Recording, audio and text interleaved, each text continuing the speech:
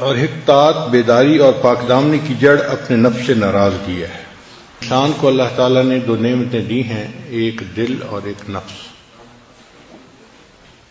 دل جو ہے یہ جذبات کا مقام ہے، محبت کا جذبہ، نفرت کا جذبہ، خوشی کا جذبہ، غم کا جذبہ۔ جذبات کا تعلق انسان کے قلب سے ہے، اور نفس جو ہے یہ خواہشات کا مقام ہے۔ ہر اچھی یا بری خواہش انسان کے نفس میں ہوتی ہے۔ اچھی خواہش تو یہ میں تہجد گزار بن جاؤں، مجھے تکبیر اللہ کی پابندی نصیب ہو جائے، یہ اچھی خواہشات ہے۔ اور بری خواہش یہ کہ مجھے پہچانا جائے، ہر بندہ میری بات کو مانے، میری بات کو سنا جائے، یہ بری خواہشات ہیں۔ جب نفس کی اصلاح ہو جاتی ہے تو اس میں اچھی خواہشات رہ جاتی ہیں، اور اگر اس کی اصلاح نہ ہو تو فطرتاً نفس کے اندر برائی ہے۔ اللہ تعالیٰ نے ارشاد فرمایا وَنَفْسٍ وَمَا سَوَّاهَا فَأَلْهَمَهَا فُجُورَهَا وَتَقْوَاهَا۔ نفس کی قسم کھا کر فرمایا کہ اس کے اندر ہم نے فسق و فجور اور تقوی دونوں چیزوں کو رکھ دیا ہے۔ تو جو بندہ اپنے آپ پر محنت نہیں کرتا، اس کا نفس اس کو فسق و فجور ہی کے اوپر آمادہ کرتا ہے۔ چنانچہ ہر انسان کے نفس کی یہ چاہت ہوتی ہے میری خواہشات پوری ہوں، میں انجوائے کروں، مجھے لذت ملے۔ آنکھ قابو میں نہیں رہتی، زبان قابو میں نہیں رہتی، کان قابو میں نہیں رہتے، شرمگاہ قابو میں نہیں رہتی، بس وہ چاہتا ہے کہ کسی طرح میری خواہش پوری ہو جائے۔ اس لیے نفس اپنی مرضی چلاتا ہے۔ آپ نے سنا ہوگا کئی لوگوں کو، جی میں تو وہ کروں گا جو میری مرضی ہوگی، میرا دل چاہے گا۔ جب یہ کہہ رہے ہوتے ہیں نا کہ میں وہ کروں گا جو میرا دل چاہے گا، اس کا مطلب یہ کہ میں اپنی مرضی پہ عمل کروں گا، اپنے نفس کی خواہش پہ عمل کروں گا۔ شریعت کہتی ہے کہ انسان کی مرضی کیا چیز ہوتی ہے، اصل تو اللہ کی مرضی ہے، تو ہمیں تو ہر حال میں اللہ کی مرضی پہ چلنا ہے، اپنی مرضی پہ نہیں چلنا، اللہ کی مرضی پہ چلنا ہے۔ اور یہی نقطہ سمجھنا ذرا مشکل ہوتا ہے۔ اس دنیا میں اتنا کسی اور بت کی پرستش نہیں کی گئی جتنا نفس کی پرستش کی گئی ہے۔ اللہ کے بعد جس معبود کی سب سے زیادہ عبادت کی گئی ہے وہ انسان کا نفس ہے، اور کوئی بت نہیں ہے ایسا، انسان کا نفس ہے۔ یہ اتنا بڑا معبود ہے کہ انسانوں نے اپنے من کی پرستش کی ہے، اپنے من کی پوجا کی ہے۔ جو دل نے کہا وہ کر لیا، اس چیز کو سوچا ہی نہیں کہ شریعت اجازت دیتی ہے یا نہیں دیتی۔ اور یہی بنیاد اور فساد کی جڑ ہے کہ انسان کا نفس اتنا قوی ہو کہ جو اس کے اندر ٹیمپٹیشن ہو انسان اس کو پورا کر دکھائے۔ یہ جو ذکر و سلوک کی محنت ہے یہ نفس کو کمزور کرنے کی محنت ہے۔ اس کو کہتے ہیں نفس کو مارنا۔ مارنے سے مراد یہ نہیں ہے کہ کوئی چیز زندہ تھی اور اس پہ چھری پھیر دی وہ مر گئی۔ مارنے سے مراد یہ ہے کہ نفس کو اتنا کمزور کر دینا کہ یہ شریعت کی مخالفت کرنا چھوڑ دے، اس کو نفس کا مارنا کہتے ہیں۔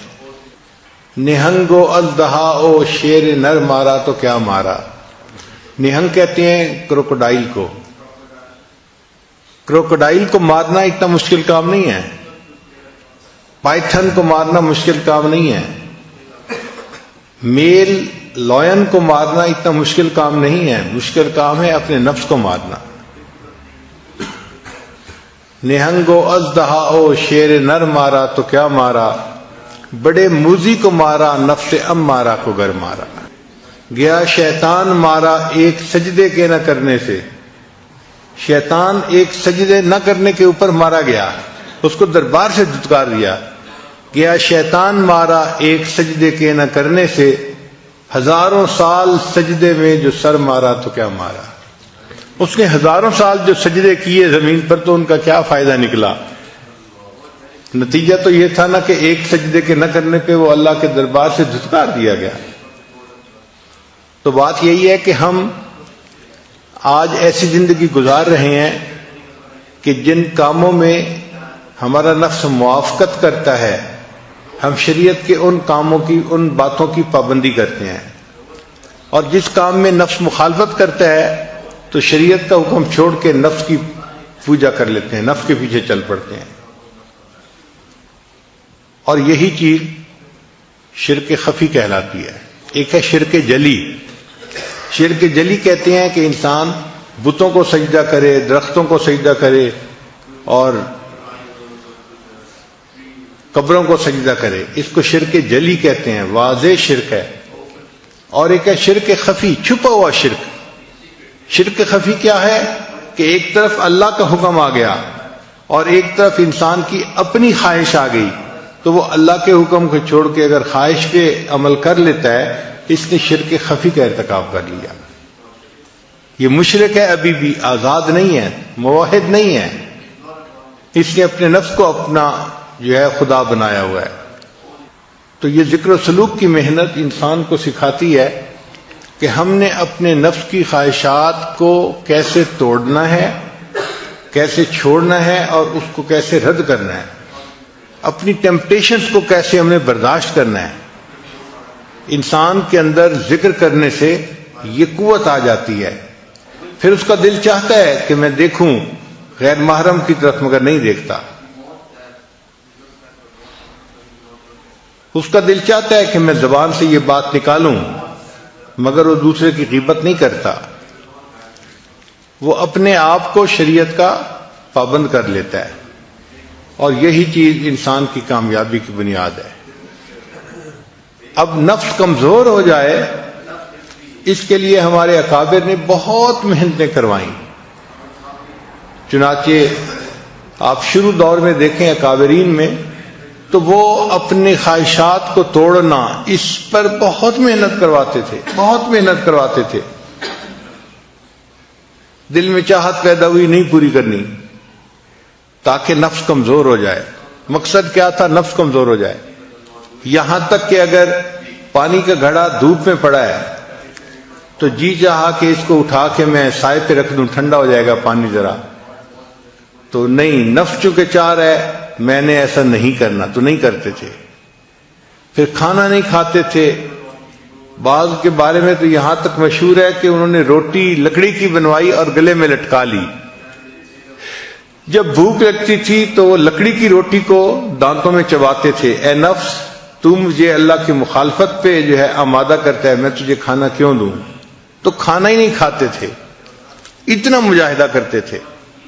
پانی نہیں پیتے تھے، کھانا نہیں کھاتے تھے۔